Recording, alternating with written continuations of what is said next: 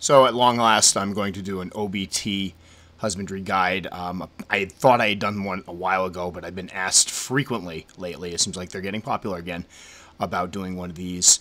And so here we go. Unfortunately, this is going to be a little different than one of my ordinary videos because mine's quite reclusive and I don't catch it out very much, and I just did a rehousing, so I'm using some of the footage from the rehousing plus a few of the other things that I've caught it doing.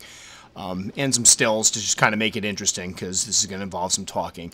I think why this one's so popular is there's kind of a mystique around it. They're considered to be one of the more dangerous spiders, and I think for many people that are new to the hobby, these guys are seen as, at least in the beginning, the ultimate advanced species, like something that you can kind of put a feather in your cap for owning.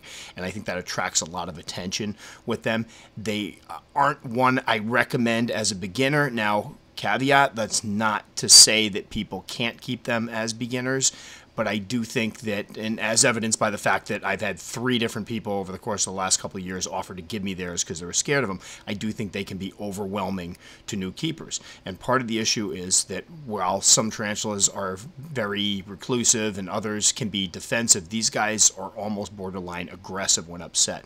So in a moment, you'll see up in the corner, this is my old female that I caught out one morning and startled her, and every time somebody walked by and shut the door, she would slap. And that wasn't a threat posture as in, hey, keep back, I'm just kind of trying to intimidate you. Her fangs were out, she was ready to go. And this is a spider that will bite without asking any questions, where some of the other species will kind of put on a good show, but they don't really have their fangs out. And OBTs have been known to charge, bite, and then retreat. So one of the things to think about when getting this species is that the majority of the issues will happen when you are transferring or cleaning. So that's something to think about. So with that in mind, you want to make sure that you're prepared to deal with that kind of species with the speed. So I do encourage people to at least have their basic tarantula husbandry down, because these guys can surprise you. I even got surprised during this video here when I was trying to get some footage of mine feeding, and I accidentally breathed on the web and it shot right out faster than I could react. And that's an example of how fast they can move. So thinking of that, when you're housing an OBT, this is one of the species I kind of encourage people to start in something a little bit larger. They can be kept terrestrially or semi-arboreally, meaning if you give them some height and some things to web to, they will web it all up. I've actually grown to prefer the semi-arboreal setup because it gives not only them some space to web and make an adequate hide so they're not coming out to get you, but also gives you some room to work. So here are some of the enclosures that you could use for an OBT, and obviously this is just to give people an example of size, but I kept my original female SLING in that one right there, was Jamie's enclosure, when it was about 0.5 inches or so, and filled it about halfway through substrate, had cork bark, and it webbed it all up. I next moved on to the 32-ounce deli cup and gave it some room to dig, and it did some burrowing at first and then went and webbed up the entire top of it. For somebody getting a SLING that's an inch or so, I would go ahead and just start with this one. Give yourself some room to move. Because, again, this is a species you don't want to have to rehouse more often than you have to because they can be nasty. And this is another good size for a juvenile. That is not an OBT in that enclosure, but I wanted to show off the enclosure. But for one that's about 1.5 inches or so, that would work really well. And then for a juvenile, and remember, you want to get one that's about 2 inches or so it can't squeeze through those ventilation slots in it. But a medium critter keeper. I love critter keepers for the dry species, and OBT is a dry species. This is one you're going to want to provide with dry substrate and sprinkle some water on its webbing. Give it a water dish. It'll web the water dish up, so that's why I mentioned just go ahead and sprinkle some water on the webbing when you need to.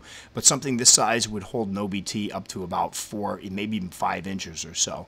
And my girl is currently in this one here, which is sadly a bit milky version of a large critter keeper, but I do like the dimensions. You'll see she's over in the right corner beneath that cork bark. She hasn't done a lot of webbing yet, and I still think she's kind of growing into this one, but it gives her plenty of room, and more importantly, I think gives me plenty of room to do the work I need to do when I need to do my husbandry, watering her or whatnot. And a little tip, these guys would usually rather retreat than attack, but if they get caught out in the open, that's when they get nasty, and sometimes they'll stand their ground. So, you know, what I usually do is just tap the enclosures when I go to enter them and give them a little clue that I'm going to be there. But again, you can set them up terrestrially, which would be a couple inches of dirt, definitely a cork hide, and some foliage in a water dish. Or you could do arboreally, which would involve a little more depth to the enclosure. The cork bark might be leaned in a corner to give them some space behind, kind of like the one I have right here. And you want to give them some foliage again so that they will web. Now here's a little feeding video of one of mine, and these guys are good eaters. The one thing I've noticed is that they do well at room temperature, so I used to keep mine 68, 70 the first year and a half or so I got her, but they do grow much more slowly at those temperatures. So just something to keep in mind, but again, for somebody just starting out with one, I encourage you, get a sling and enjoy the fact that it might take a while to grow. If you have temps in the 80s, you're going to get faster growth. My male, when I got it, was a little bit later on, and it matured in about 2 years. So they can pick up size pretty quickly, but it all depends on the temperature. They're fantastic eaters overall, and they will only refuse meals when in pre-molt. So again, really cool species, and there she goes grabbing it. One that many people enjoy keeping. That said, this is a species that tends to give newer keepers, or some newer keepers, fits and a lot of anxiety. And I get asked quite a bit, do you think I'm ready for an OBT? And my answer is always, do you think you're ready for an OBT? Does thinking about it give you anxiety? Are you coming up with all these bizarre ways to make sure your OBT never escapes? Because you should never be fearful of a spider you keep. You should be respectful, not fearful. And I really do believe that this is a species that you need to have your basic husbandry down, specifically your transfers. So if you're having a hard time transferring some of the slower species like Brachypelma or Grammostola, and that gives you a lot of anxiety, then you probably want to stay away from this one for a little while until you get some experience under your belt. I do feel like it's an advanced species, but I don't feel like I'm usually comfortable telling people that they are ready for it or not ready for it. I know I got one fairly early on, and I was very successful with them, but that was me. I had experience working with exotics and felt like I was going to be comfortable. I've met other people, like I've said, that were not at all comfortable with them. And as I stated earlier, I've had 3 different people try to give me their OBTs because they're not ready. So again, an absolutely gorgeous species. I love orange tarantulas, and this is one of my favorites to catch out and photograph, but one the keeper needs to be prepared to deal with and ready for. So there it is, OBT husbandry guide. Hopefully some of these tips will help, especially for some of you picking them up now.